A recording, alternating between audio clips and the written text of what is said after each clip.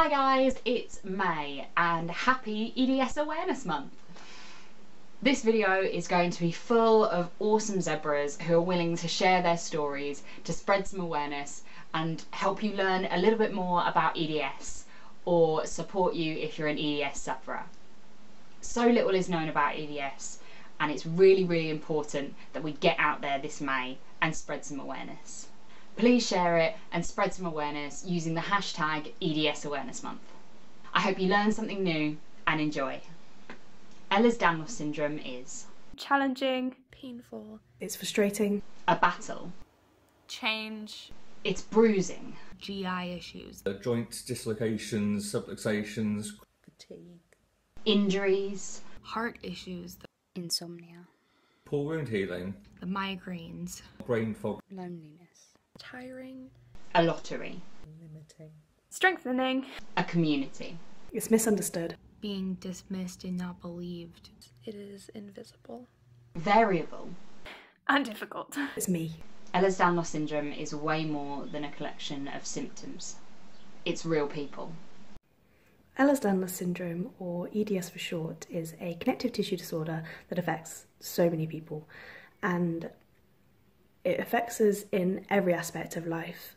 So it can be anything from your joints to your digestive systems to your eyes, pretty much anything, you name it, and it probably affects it.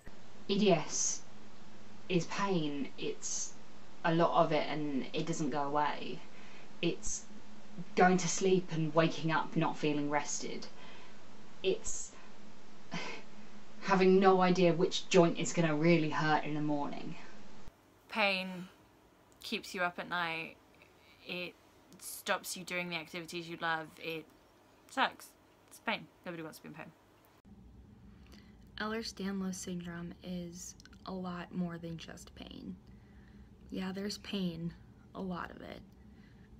The constant ache of your body trying to hold your joints in, and the excruciating pain when it fails and your hip comes out when you take a step, and all the secondary issues that come with it, the GI issues, the heart issues, the reproductive issues, the migraines.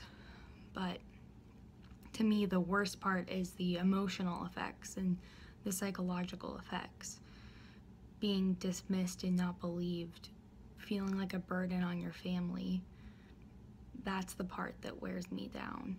It's a walking stick, it's a wheelchair, it's frustrating, it's exhausting, it's but it's also such strength and community and friendship and support that I've never felt from anywhere else. It's knowing that you're not okay and knowing that other people are in the same position. Ehlers Danlos syndrome is being a zebra and wearing your stripes with pride. My first symptoms that I started experiencing were hip dislocations. So I used to dislocate my hips maybe 6 times a day. I used to have a friend who could stick those back in for me. I've since had surgery done on both hips to sort that out a little bit, so now they just subluxate. And my shoulder pops out the socket as well, so that's on a daily basis, up to 40 times a day.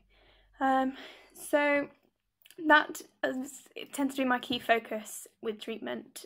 EDS has no cure, it has no quick fix medication.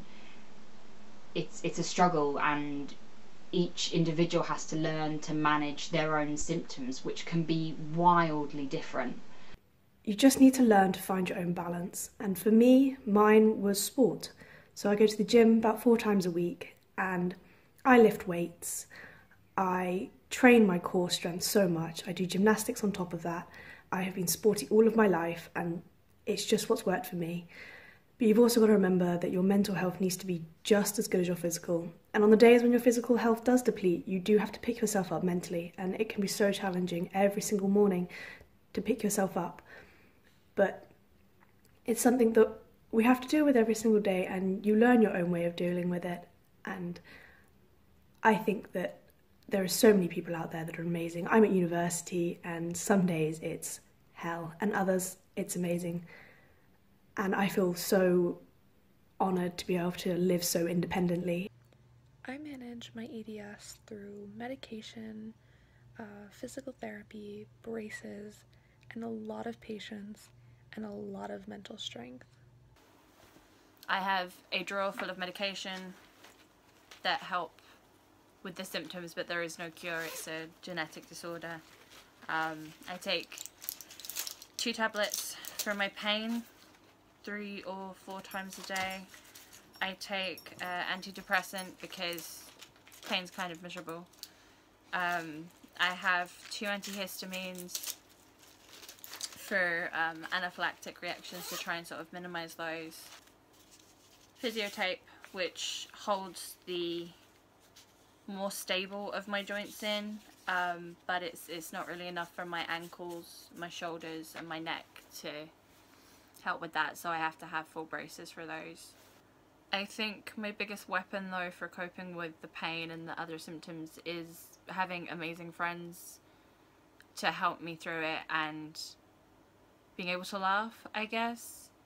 There's a really big thing, like if you can laugh about them cancelling your surgery, and you can laugh about, you know, passing out in the middle of Sainsbury's and everyone worrying about you've got a better chance of having more good memories, I think, to look back on, and that kind of, it changes your perception of how your disease is sort of affecting your life. To manage it, I do a lot of sport. It's the only way really I've found that works for me, but I know for a fact it doesn't work for everybody, and not everybody's symptom focus is their joints. But I do physiotherapy on a daily basis, and I make sure I do at least one piece of exercise each day, whether that be going for a run or doing a yoga class or Pilates, something like that, just something to get me up and going. I found it's brilliant for pain. I can't take pain medication for a number of reasons, and so this is my only kind of relief from that, from the endorphin rush. It's also really good for my fatigue because it makes me sleep. So I actually sleep at the right times rather than the wrong times. And it just keeps my joints working, really. If I don't do it, then I just can't get out of bed in the mornings.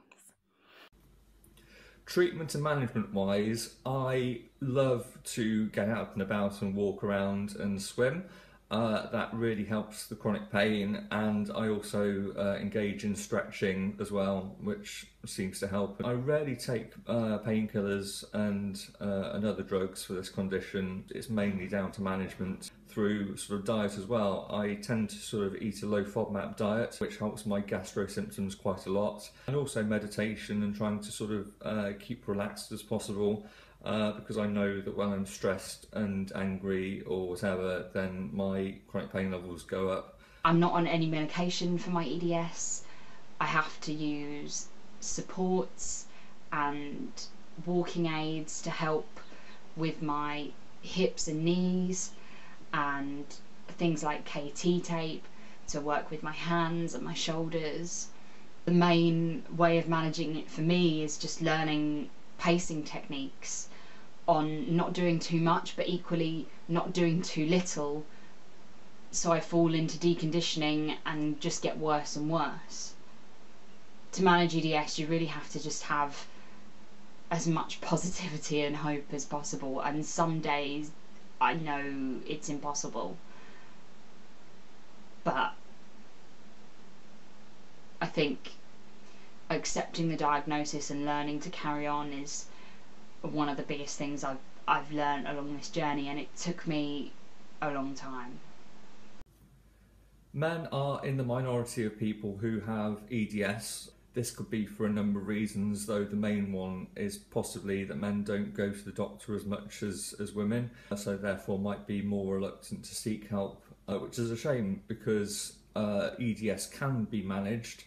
Obviously it's done on a case-to-case basis. People should explore how to sort of manage their own symptoms because they vary from person to person so much it's difficult to actually find a one-size-fits-all approach in terms of management. I asked the question, how has EDS changed your life? And of course EDS is a genetic condition that you've had from birth, but I've barely met anyone who knew they had it from a young age. It took me 20 years to find out that I had it, and when you look back you find all the little tiny symptoms adding up that you didn't think were anything on their own, but put into the bigger picture, things started to make sense. I've always had problems ever since I was a little girl, but we didn't actually know what it was or have a name for it. I was only diagnosed in my early 40s. In my teens I was taking circulation medicine for what I now know were probably POTS symptoms. My first major surgery came age 21 when I had back problems. Since I turned 40, everything has gone a bit downhill. I've had more back surgeries. I've needed a lot more help. The fusions I had to my back have been quite disabling and my mobility has become more limited. My wardrobe now revolves around a lot of Velcro in terms of supports, and when we go out as a family I now need to use a wheelchair in order to be able to enjoy family life. One of the things that has become more worrying for me though is seeing my own children. I've got 3, all young adolescents, all developing symptoms. I was training to be a nurse. I was in college in America to do my prerequisites for nursing, and I got ill very suddenly. I wasn't always sick, I wasn't always in pain, I wasn't always tired. They just sort of happened very suddenly, and I had to very quickly adjust my expectations of what my life was going to be. Not that it's worse or better or, you know, whatever, it's just, it's different to what I originally thought my life would be. So it's changed it quite a lot. So yeah. Before I started having problems with EDS, I was so active and so creative, and I did so much, too much. I was at uni, I was on the badminton team, I was doing a drama degree, I was on the radio. I would work 8-hour shifts on my feet and go to clubs all evening, and I don't know how I did it. Yesterday I managed to stand up at work for an hour and a half. That was my goal, and my legs were burning. And I used to do 8-hour shifts without even thinking about it. Yeah, I'd hurt, but not anywhere near the way I do now.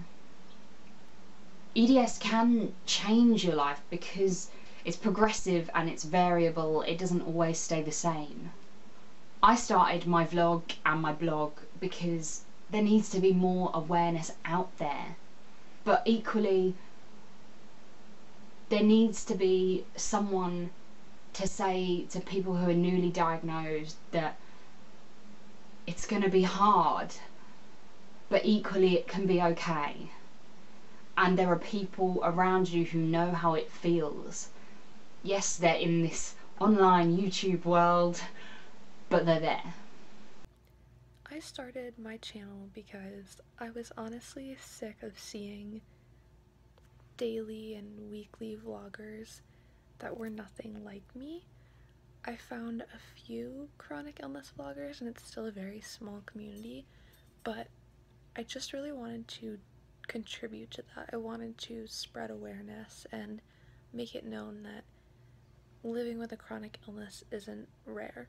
I've gained a huge amount of support myself from the online community. I've learnt a lot more about Ehlers Danlos, and therefore have brought that into my blog because obviously that was the reasons for my problems in the first place. It is a great way to make contact with other people, particularly as you become more disabled and life takes on a different outlook, I suppose. I try to share some of my own experiences, my experiences with the family, and also to share other people's experiences.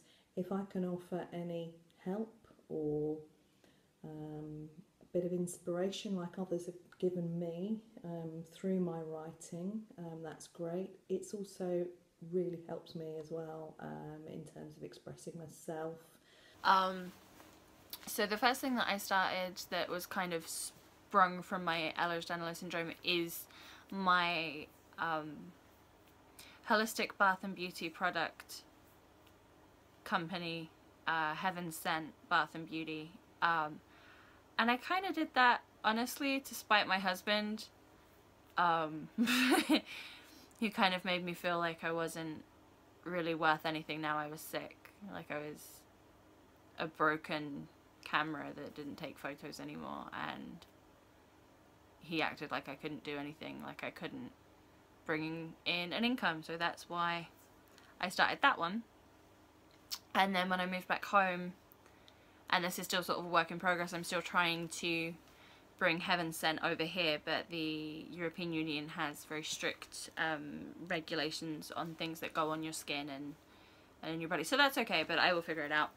But so that's that. And then I have my personal blog, Supergirl Chronically Ill, and it's just kind of, I don't remember things very well anymore. Like my memory, the more medication they pile on, the worse my memory seems to get. So it's kind of just a diary to remember what the hell I've done and when the hell I did it, really.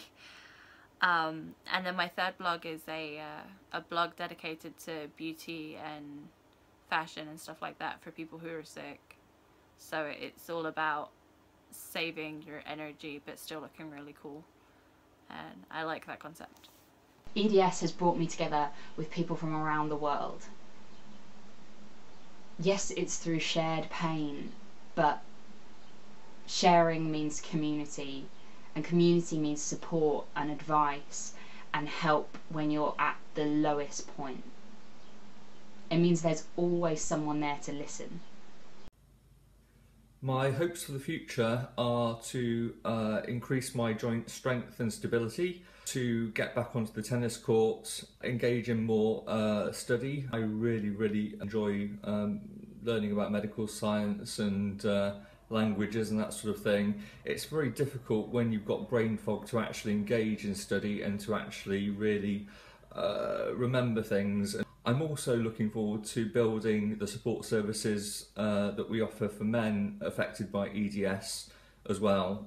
I'd like to be able to sort of host more support groups around the country for men affected by EDS, and we provide those services through Ehlers Danlos Support UK.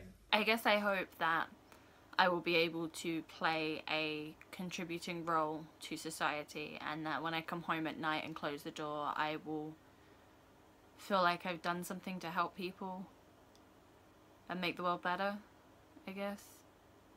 It's a really difficult question to answer. I hope I have a family, but it's okay if I don't, and I hope most of all that I'll be happy, I guess. Thank you for watching at home, and thank you to everyone who was involved in this video. Details of their social medias are down in the description if you want to check out more about their blogs and Instagrams and all that kind of thing. If you like this video, please subscribe to my channel and share it with all your family and friends using the hashtag EDS Awareness Month to start making our invisible visible. See you later.